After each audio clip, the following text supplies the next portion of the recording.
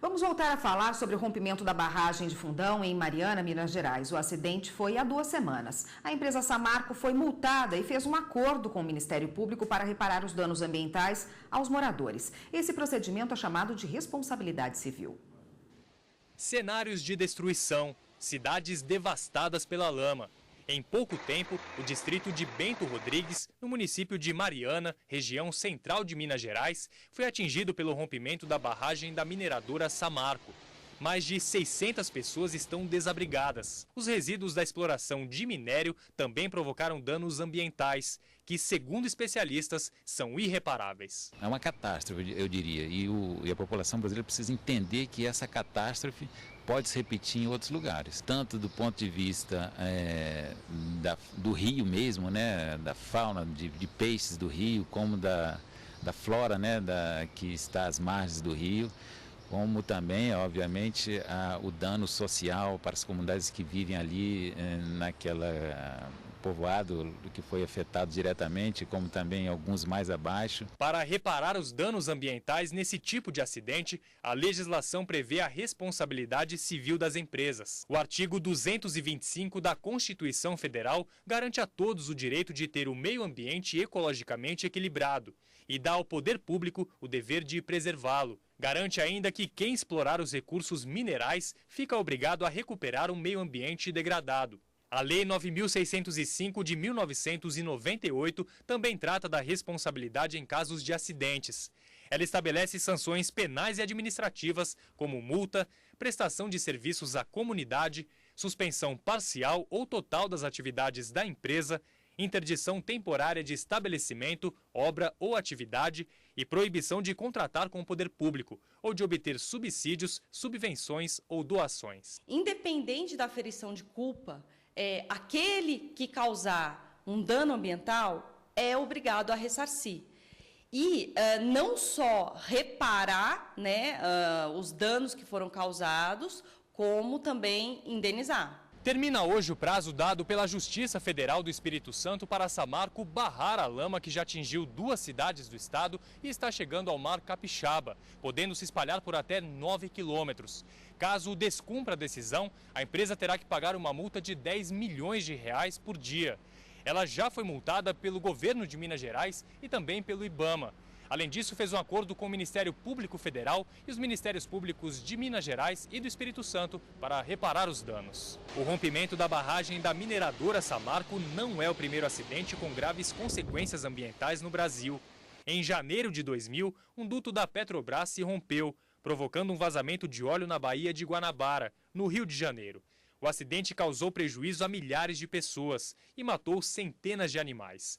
Na época, a Petrobras foi multada em R$35 milhões e gastou mais 15 milhões para reparar os prejuízos. Outro grave acidente obrigou a empresa Chevron Brasil a pagar R$95 milhões para compensar danos ambientais causados por vazamentos de petróleo, numa sonda de perfuração no Campo do Frade, na Bacia de Campos, também no Rio de Janeiro, em novembro de 2011 e janeiro de 2012. É fundamental o acompanhamento de todas as barragens que tem no estado de Minas e no Brasil todo, porque não dá para aceitar um desastre como esse, que realmente está causando um transtorno incomensurável para aquelas comunidades de lá e para o Rio, enfim, é um problema seríssimo.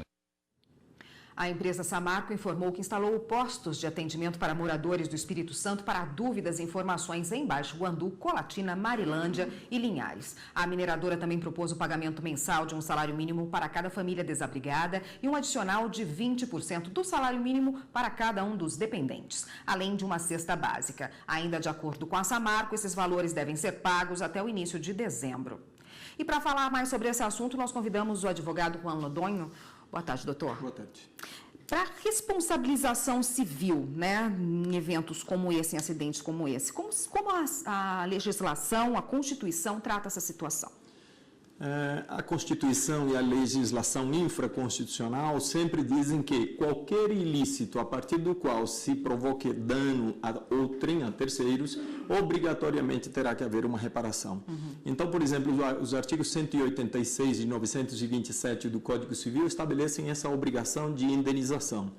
Então, essa é a regra em relação a indenizar terceiros por danos. Em relação ao dano ambiental, há uma capitulação legal muito específica quanto a não haver necessidade de prova da culpa de uma empresa como essa, que pode ser qualquer uma outra, já aconteceram outras situações semelhantes. Então, nesses casos de danos ambientais, obriga-se essa empresa a indenizar esses prejudicados todos, tanto esse direito de todos nós ao meio ambiente saudável, quanto aos terceiros, às pessoas, às vítimas de um acidente como esse. Então, a Constituição, quando trata do meio ambiente, tem no artigo 225, dito já na reportagem, uma normatização muito específica a respeito da indenização que tem que ser paga. Especialmente em relação ao meio ambiente, há uma consideração muito especial a ser feita, porque os danos são assim, ao meio ambiente até recuperar toda a degradação. Quantos anos isso vai levar? Não se sabe exatamente. Então, em qualquer caso de dano ambiental, todo o dano terá que ser recuperado. Em relação ao dano patrimonial ou moral das pessoas,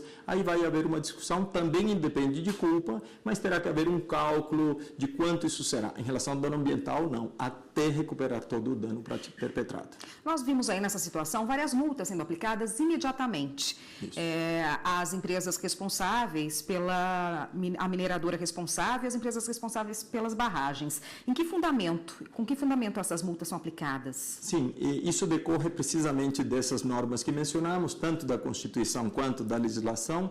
O Código de Mineração atual está em reformulação, inclusive no Congresso no momento, estabelecem que, nesses casos, se aplica uma teoria que chama a teoria do risco integral. Risco integral significa que, independentemente de culpa, tem que haver indenização, porque, nesses casos, houve um risco criado para aquela coletividade que se encontrava ao longo de todo esse rio de 850 quilômetros. Então, criou-se, com a implantação de um projeto desses, um risco que o dia que se causasse algum dano, obrigatoriamente teria que se indenizar. É por isso que imediatamente estão sendo aplicadas sanções, tanto pelo IBAMA e órgãos ambientais locais, por onde esse dano está se estendendo, que aplicam isso em relação a essa teoria do risco criado, abrangido pelo chamado risco integral. Independentemente de culpa, a empresa é responsabilizada. Há uma legislação que obrigue as empresas a fazerem seguros desses empreendimentos? Uma relativamente recente lei de 2010, 12.334, estabeleceu toda uma normatização em relação à segurança das barragens, mas não houve uma disposição expressa quanto à necessidade de contratação de seguros.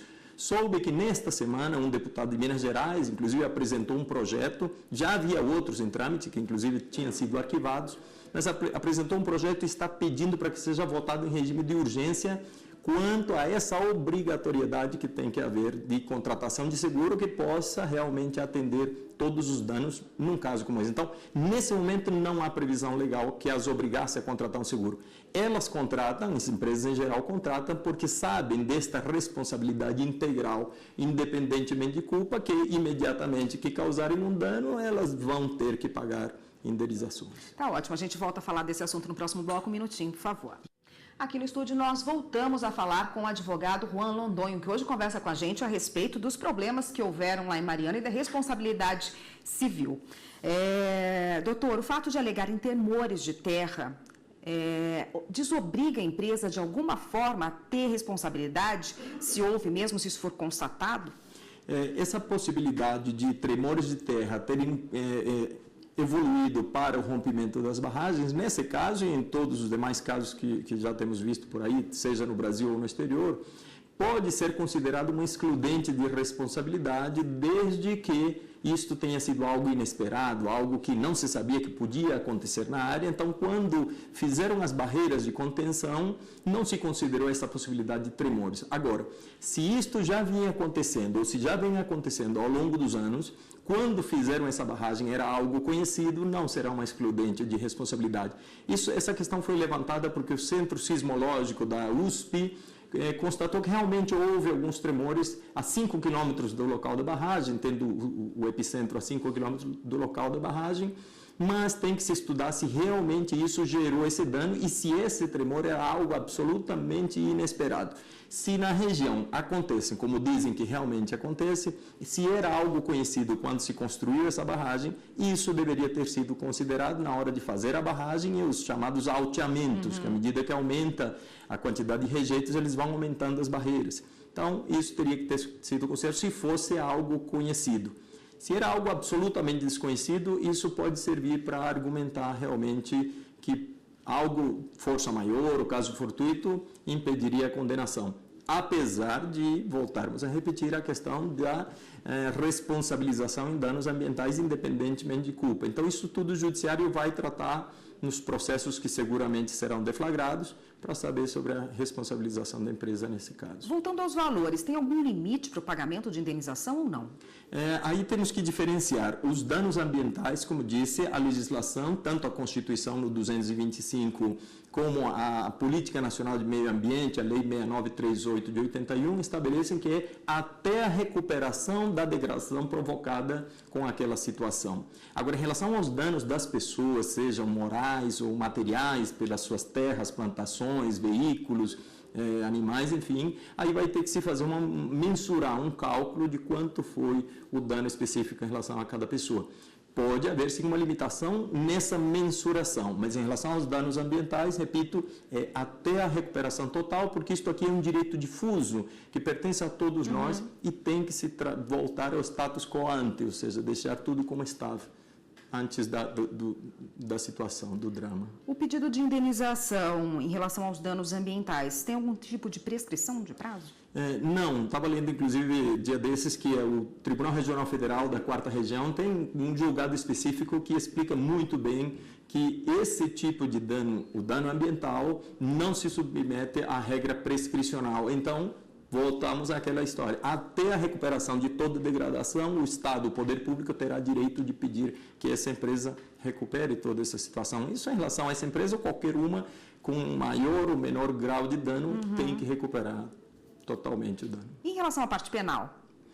Existe uma lei dos crimes ambientais, mencionada inclusive na reportagem, a Lei 9.605, que estabelece que, nesses casos, pode haver, sim, responsabilização. Os artigos 54 e 62 dessa legislação estabelecem a responsabilização por danos ambientais e é interessante que no parágrafo 2º, inciso 3 do artigo 54 dessa lei, se estabelece especificamente a questão da poluição hídrica, que é precisamente o que estamos vendo neste último drama que estamos acompanhando. Então, pode haver responsabilização penal da empresa ou dos seus dirigentes, embora o Supremo já julgou que em relação aos dirigentes há uma dificuldade de mensurar a responsabilidade de cada um, então pode haver sancionamento penal em relação à empresa, que pode se traduzir em multas administrativas em favor do Estado. Tá ótimo, muito obrigado pelos esclarecimentos, doutor. Eu conversei aqui com o advogado Juan Londoño e conversou com a gente a respeito da responsabilidade civil em eventos como esse ocorrido em Mariana. Obrigada pela participação.